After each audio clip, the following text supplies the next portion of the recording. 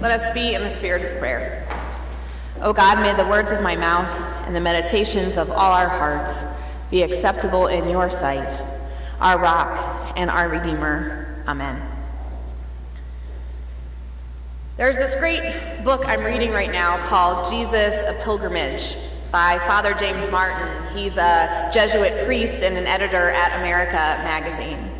It's a fascinating work that explores Jesus as he appears in the Gospels and through the lens of James Martin's education, experience, prayer, and a pilgrimage to the Holy Land.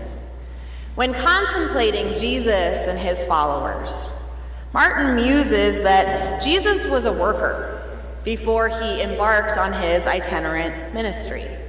There's an early Christian tradition that Jesus, as a tekton, the Greek word we often translate as woodworker or carpenter, could have even fashioned yokes for oxen. That's what stoles represent for ministers, being yoked, sometimes carrying the church on your back, it feels like. So there's this idea that maybe Jesus was making yoke for oxen. So in Jesus' day, only the most talented of the tektons would have made yokes because they were incredibly important. They couldn't cause chafing or discomfort for the animals as they were going about the really important work of earning a living for a family. So James Martin wonders, when Jesus said, "My yoke is easy and my burden is light," did people of his day who knew what an easy yoke was smile to themselves and say, yes, he did make good yokes? Was he subtly playing on their knowledge of his background? It's a fascinating line of questioning. How did Jesus' early life, his experiences of people and the world, shape the teacher he became and the lessons that he would share with all of us? Jesus didn't get baptized by John or set out on his own until he was 30 years old. Some call the time between the story we have about Jesus as a 12-year-old in the temple that's only found in Luke's gospel to the time when we find him in the wilderness with John, his hidden life. Let's take a time out for just a second. Think about the years of your life from the ages of 12 to 30. If you're not quite 30 yet, contemplate what it might be like, okay? So think about your life from 12 to 30. Did anything happen to you in those 18 years? Anything at all? It's a pretty formative time, right? People may find a partner and settle down or get married and have kids, finish advanced degrees, begin their careers, move to new places, begin setting out on your own life, however that looks. We don't exactly know what Jesus was up to during these 18 years, these incredibly informative years of his life. So scholars use history, archaeology, biblical geography, and other fields of study to try to piece together what Jesus' life would have been like during his hidden years. Jesus' adolescence into younger adulthood is what we're talking about. So what we can do is we can ask, what was life like in Nazareth?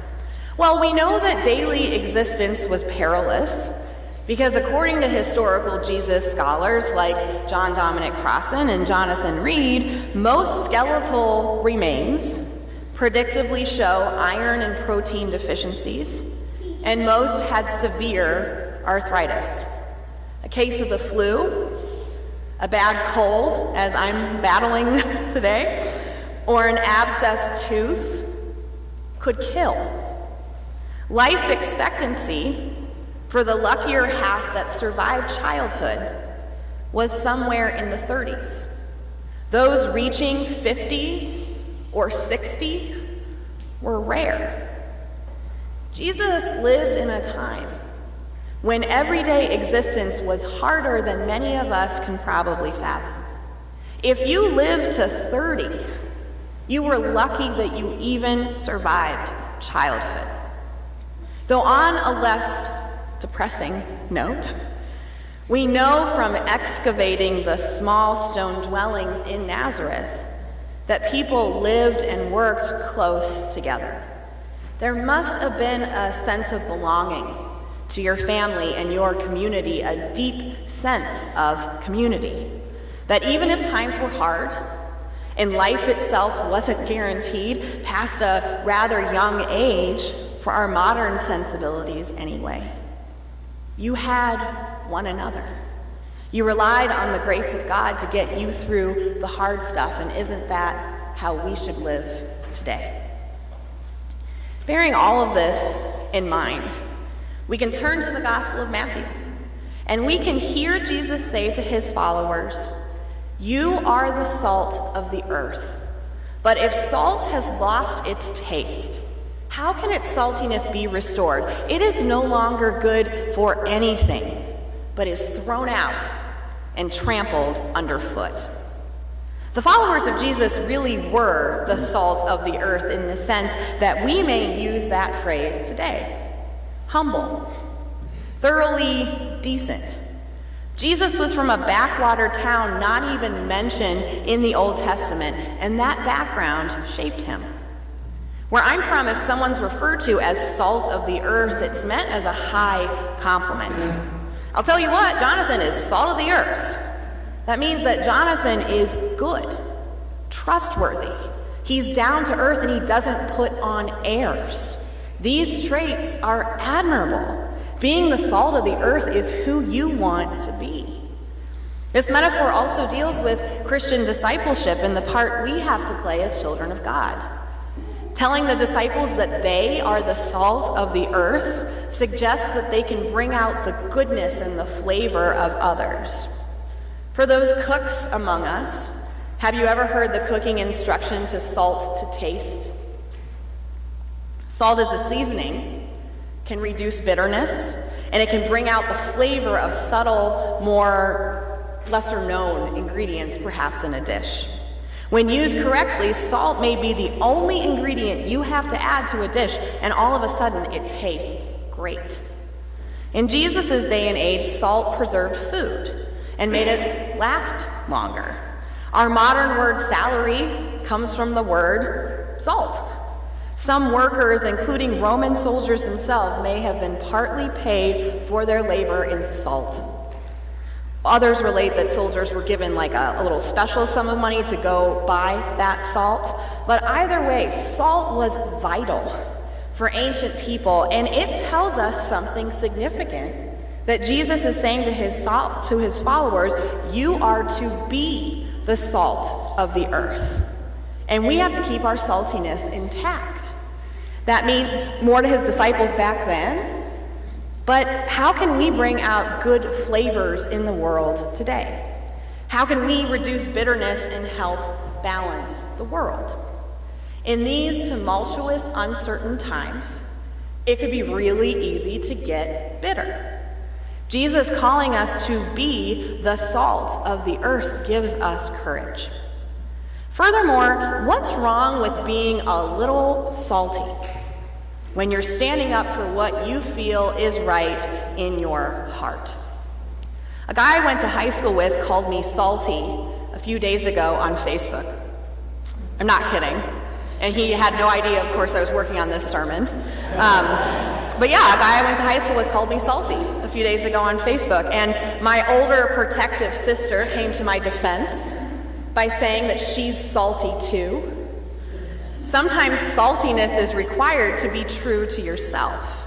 If you don't stand for something, you may fall for anything. Remember that Jesus reminds us that if salt loses its taste, it's not good for anything. It's thrown out and trampled underfoot. No, thank you. Still going to be my salty self over here. Jesus also tells us, you are the light of the world. A city built on a hill cannot be hid. No one after lighting a lamp puts it under the bushel basket, but on the lampstand, and it gives light to all in the house. In the same way, let your light shine before others so that they may see your good works and give glory to your Father in heaven. Marcia Riggs, an ethics professor from Columbia Seminary, reflects on Jesus' words by saying that light enables us to see things and is a kind of energy that gives things color, helps vegetation to grow, provides solar power for electricity, and can be focused for specific uses such as a laser. Like light, the disciples as a gathered community have the overarching purpose of being the mirror that refracts God's light so that all people and nations can know of God's justice and mercy. When we work together in a gathered community, we can help engage the world so much better than we can on our own. We are to be salt and light, working individually and collectively to spread God's love. These verses from Matthew are a bit of an admonishment, or at least a gentle prodding, to put ourselves out there. What's the point of salt that doesn't taste salty anymore? What's the point of hiding a light under a basket so you can't even see its rays? Sometimes you gotta be salty. Sometimes you gotta shine your light. We can do so in ways that doesn't disparage other people, of course, though Jesus is telling us today, as his disciples, to be salt and light. Salty for all to experience and shining for all to see. We can bring out some good flavors in the world and counter bitterness and despair. We can shine light on a broken world, drawing people to the radiance of God among us. At the end of the day, when we are truly grounded in God and get courage from the relationship we have with Jesus Christ, there is no telling what challenges we can face head on.